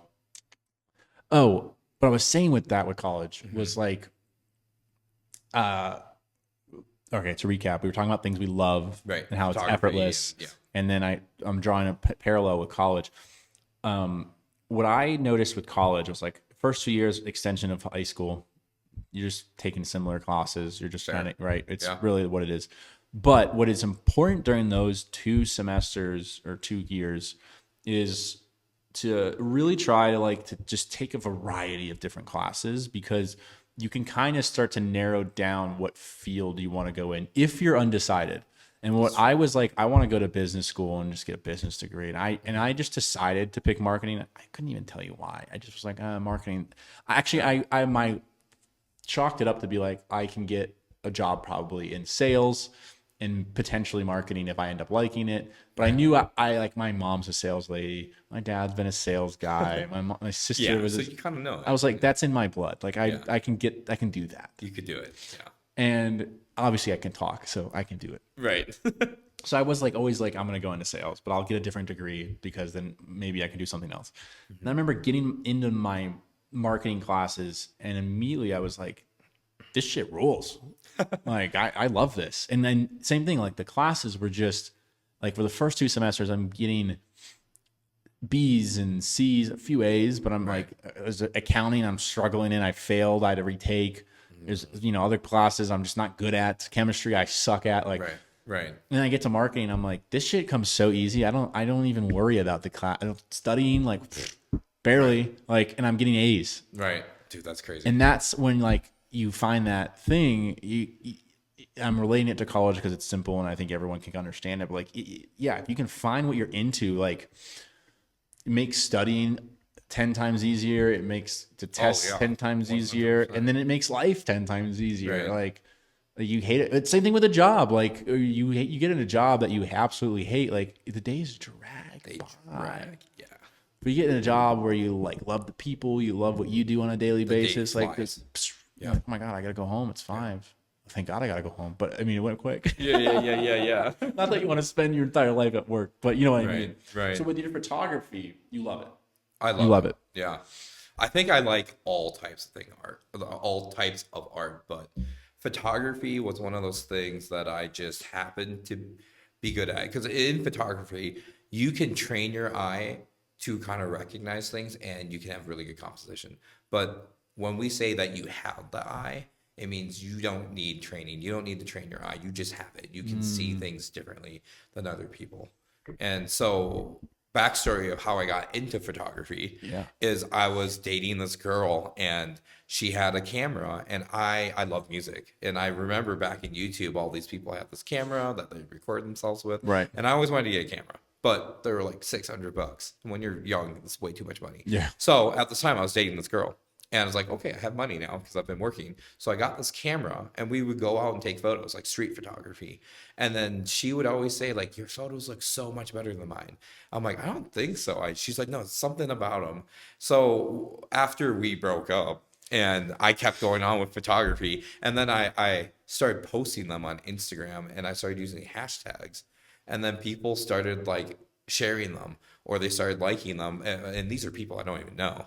So it's like, oh, maybe this is a thing for me. And then people started DMing me saying like, hey, how much for a photo shoot? How much would you charge to do my restaurant photos or something like that? Hell yeah. And at the time, it's just like, I don't know. I'm just having fun pressing the button. So, yeah. And then it develops into a business. Exactly. So then I started doing a business. And for me, it's kind of like with college, right? In photography, you need to try all different types, like product photography, doing portraits, doing events, doing weddings, doing weddings. If you don't think you can shoot a wedding or photograph, I shouldn't say shooting. If you don't think you can photograph a wedding well, don't do it. Okay. Because that's one of those things where it's kind of like, well, you don't want to screw up someone's special day. Yeah. But you can like assist a photographer for free and learn how to do it. Yeah. But so that's what I did. I tried my hand in every area of photography. And then I kind of narrowed down what I wanted to do, kind of looked at the market and the people I'd been networking with and saw, hey, there's a niche right here that no one does. So I'm going to dive into that. What's that niche? That was product photography. It at first was jewelry, which is very, very hard to photograph because it's so reflective. Yeah. And then it kind of morphed into just products in general. Right. In Denver, everyone and their mom owns a camera and everyone's a photographer. But they all Huh? like nature. Yeah, yeah. And they all photograph like senior portraits and like couples and engagements and weddings. And it's just like, I don't want to do that. It's interesting. Yeah. But I love what I do. What's your favorite product that you, out of everything you've done product wise, that you enjoy shooting the most? Like you mentioned jewelry, and then Right. there's a like my mind, I think apparel. Then there's Right. would like cars be thrown under that, or is that something Yeah, completely different? cars could be, you do product shots of cars. But are you talking like more like in studio In studio. merch? Yeah. My favorite thing to photograph are probably wine bottles. Really? Yeah. So you can use natural light. Okay. But when you do product photography, a lot of times in studio product photography, you have artificial lights, like Right. kind of like your Just ring like we're lights doing or- here. Yeah. And Which are not good. it's okay. They help. When I clearly don't have the eye. Hey, that's okay. You can train yourself though. That's what I'm talking about. But when I light something that like a wine bottle, it's so reflective that not a lot of people could do it well. Okay. And I like lighting it so it looks really appealing. And it sounds super nerdy, but when I get a really nice highlight, like two different highlights on a really reflective thing like this, right? It's so satisfying knowing that like, damn, I did that. I did that. And a lot of people cannot do that. And eventually just like practicing shooting things, you start like recognizing trends about like how to like light certain objects. So I just something about like even at my main job, I'm a product photographer for a company. When I get a nice highlight on something, I'm just like so proud of myself. Is there a spot on, it's depending on the product, on where you want that highlight to be? Or does it matter? I guess my question is there a specific spot you want that highlight to be? Or does it vary per product? Or does it more of like on a color basis? It varies. Okay, so actually funny, it varies, but it does depend on the product and it does depend on the color. Like, and that's why I'd say it varies because Yeah. I could have two bottles that are the same and their labels could be slightly different, but the shape of the bottle's the same. Right. And the color could be different, like white wine versus red wine, Of course. right? Right. And how I'm going to light those are so different because it all depends on what kind of what gives the bottle shape, what gives it dimension and depth. And it's weird because I say all these words about just a simple like object. No. But it really matters because it's what takes like your photography from like a beginner to like an intermediate to like expert and master level. Of course. Right. And for me, I would never say I'm a master because that's egotistical, right? But I would say I've put in my work and I'm pretty darn good at certain things. Yeah. You know. And it's one of those things where I also love teaching. So when I take photos and I post them and people are like, how did you do that? I love telling people how I did it because I just love growing as a person. And if I can help other people grow, it just kind of like feels fulfilling. Yeah. Yeah. That's interesting. What are you thinking about? I just well, you were like, I'm saying all these things, but it's just a bottle. I mean, it's yes, in layman's terms, it is just a bottle, but it is also art within itself because Fair. not only is there a lot of things that go into taking that perfect picture that you just mentioned that a product wants when they display and they want for their image, but also there's a whole reason why they chose that shape of the bottle. There's a whole reason why they chose the design of the logo and of the words. And there's so much of it is, yes, there's a company and a corporation behind it, but like the marketing and behind it and why they did this and that is also there, and that's where my brain goes. Yeah, I was gonna say because you're in marketing. Yeah, so, yeah, but it's also in a sense marketing has an artistic side attached to it because you have to be able to express a brand through a bottle or a label. Right. Like it's insane. Like your smart water. Right. That shape of that bottle is somewhat different than Like the shape of Dasani yeah. or Zephyr Hills. Yeah. And the way they designed it to flow out of the bottle so that the specific amount of water touches your lips Right. to give it a certain taste. Right. and then whatever the fuck they did to the water to make Right. it taste good. Right, Like, it's right. just like what? Right. And then there's you to take the picture to make it look like this water has cloud particles in it, or they're, you know, whichever they're. Right. Sometimes they got a glacier thing. Right, right, right. And you got to express how the glaciers are. The question that I'm intrigued about with the photography, and I know very little about photography, to be completely fair. Okay, it's fair. Okay. Let's say I have a nice Nikon, Okay. and I at one point, and this whole thing Yeah. of Bab's life, thought I might get into photography or videography because it would help this page, which it probably would have. That being said, Right. I just couldn't sit down long enough and get into all the technical stuff. Again, talk about that stuff that's more free flowing into it. Right. Do what you want to do and love. Yes, down the line, I probably will need to know what cameras and stuff to get for this. Right. But because I'm translating it to this, I Right. might enjoy it versus I'm going to take a photo to post on my Instagram for Bab's Life. I don't that's know totally if I different. really want to get into that. So I never really got into it besides more than like a few YouTube videos, and even then, like, not much retention. But my question would be, is it important? How important is taking the photo in comparison to how important it is to edit and be able to edit? Like, That's a big debate. okay. So it is a debate because, like, Yeah. in my head, I'm like, can you get away? Can you take shitty photos but get away with it by editing if you're really good at editing? Yes. But Yes and no. Yes and no. Yeah. Okay. Why yes and no? Okay, so I tell this to a lot of new beginning photographers when they ask me, "Hey, what's your advice? What should I work on?" Okay. I say, in today's photography, everyone edits the photo. They color grade it, they retouch the skin, so they fix blemishes, and they get rid of like hair and stuff. Like, that's part of retouching, right? and I tell people, you must get your editing down. Your colors have to be right, because if any of that looks off, doesn't matter how cool your picture looks, because everyone is so used to seeing perfection in ads, in anything, any media. We see perfect, like photos, videos, Yeah. etc., right?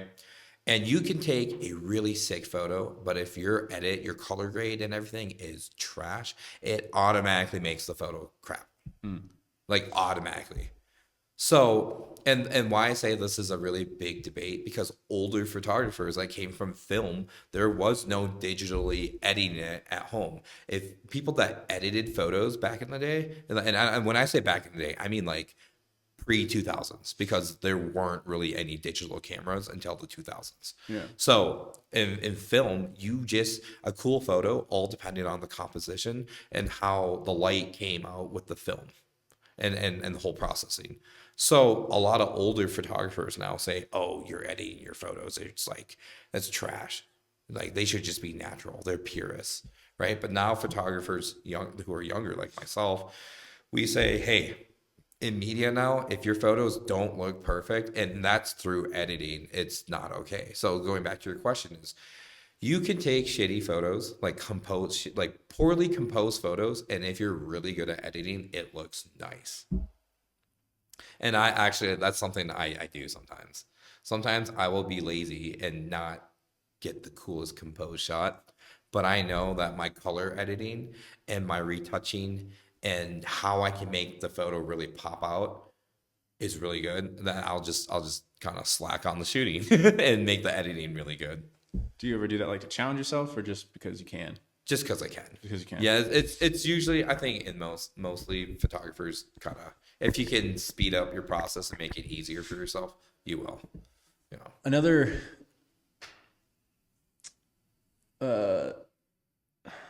question Yeah. from a person who doesn't know too much. I know enough to know that this isn't, the two don't necessarily go hand in hand, Right. but other people might not know, so I'm curious. And we Okay. could maybe talk about it. But with being into photography, and photography being your, like, expertise, how does that play into videography, if it does at all?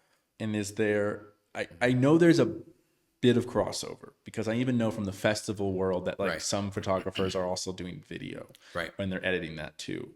So sometimes, but yeah, I guess that's the question: is where's that overlap and where does it disappear? Right. On that. The overlap is in the basics of like the gear, right? So cameras nowadays, they take photos, but they also shoot video, Right. and that's kind of the overlap there. Dumb question. No. I mean that's like the most simplistic answer, but going deeper than that, Sorry, that just made me laugh. no, it's all good. Going deeper than that, I think a lot of having the eye for composition of shots. And when you think about it, I mean, video, like this is another simplistic thing, but video is just a ton of photos together in a movement, right? That makes sense. So it still kind of plays into it where like if you're a videographer and you're shooting video, you still need to have the eye to know like a well composed shot, right? And the same thing goes for video. You can have cool shots, like cool video shots, and if you color grade them poorly, it's trash.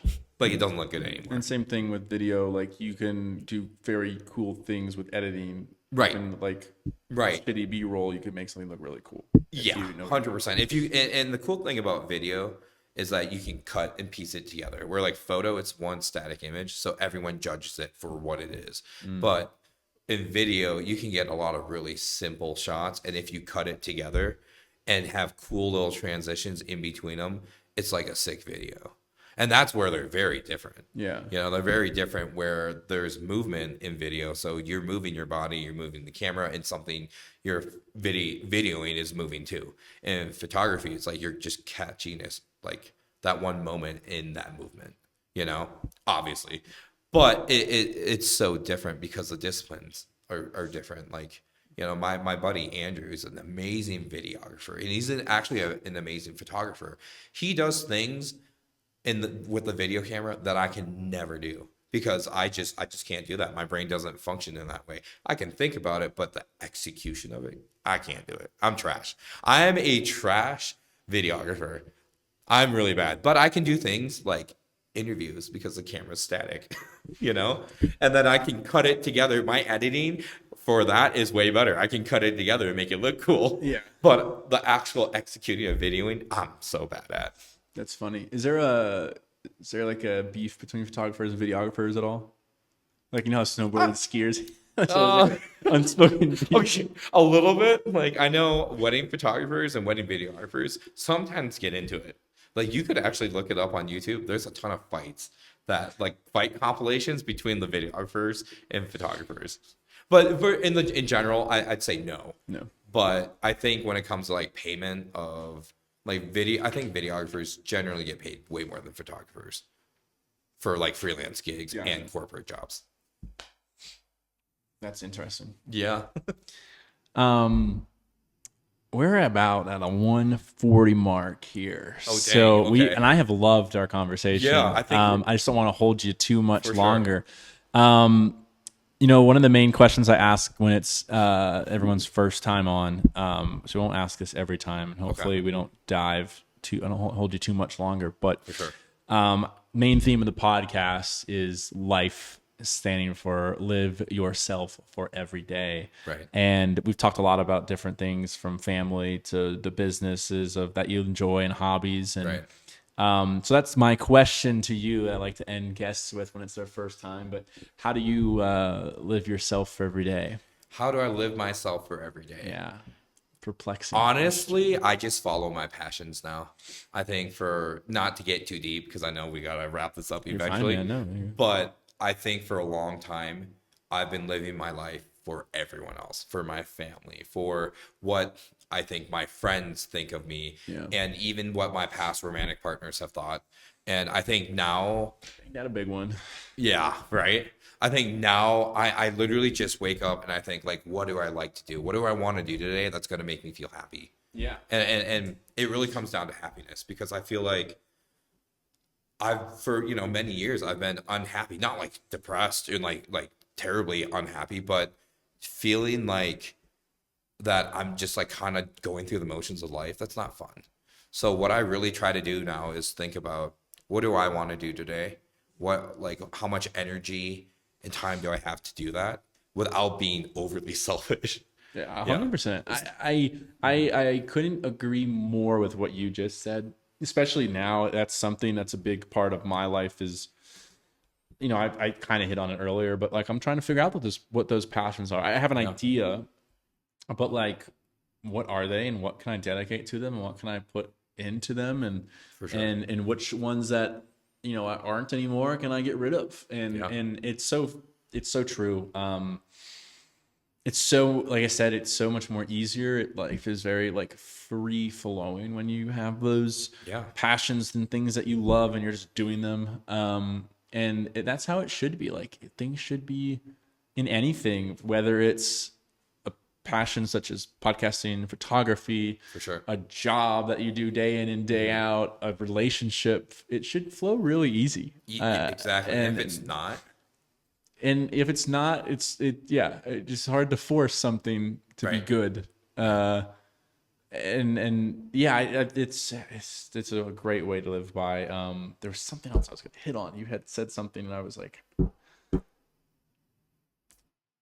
remember it had to do with this though. I said, well, I can read. Go for it. Yeah. I was saying how like I live myself every day for like my passions, my interests, and to be happy. Was it anything along those lines? I mean, it was something to do with that, but I don't remember what it was. Just how it went together. No, but it's just I'll harp on it again. Right. It is those things that make it just so much easier, and it's hard to narrow them down. Oh, you said like I'm not living for other people anymore. That was the main thing you said, and that's a big one. I mean, I think that's the thing people struggle with the most. In finding themselves and what they want to do, is that because you do have family that's putting pressure on you. I think it mainly comes from family, to be honest. Nothing against them. I think it's just they always want the best for you, and they want you to be like my family. I can't remember. My family wanted me to be an engineer. And My dad wanted me. Oh, now you're in marketing. I'm sure they're super happy. I'm doing a podcast. Yeah. For no money right now. That's right. I'm a photographer. No, like, thank God I got a job and I don't ask for money. They wouldn't be too happy about it. But you're right. Yeah, it's just like plus they weren't. I think I was fortunate that my parents did not put a lot of pressure on me in that category. But they definitely nudged me in directions. Like I said, like they did. They were like, you should be an engineer. For sure. I remember my dad wanted me to be a pharmacist at one point. And like, I will say, I think they did it in a healthy way, but I think there are other examples where it's not a healthy way. And they're like a lot of, I have some like first immigrant children, their parents came over here and absolutely sacrificed a lot by leaving everything they know to come over here. And on top of that, sometimes they want their kids to be doctors and lawyers and things of that nature. And it makes sense they want them to be that. But at the same time, that's a pressure that they might not want to do. They might not want to do. And another, life is so complex, and don't get me wrong, I think there are times where you have to make sacrifices and do things that you don't want to do. Mm-hmm.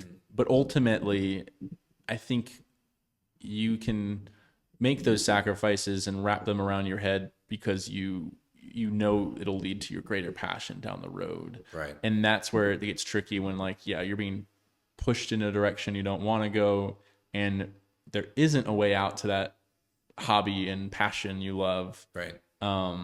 That's when things can get tricky and you can get into traps and stuff. Yeah. And then there's the other option. Like the big thing with life is sometimes people put up with like jobs and stuff they don't like because they know it can pay for their other hobbies.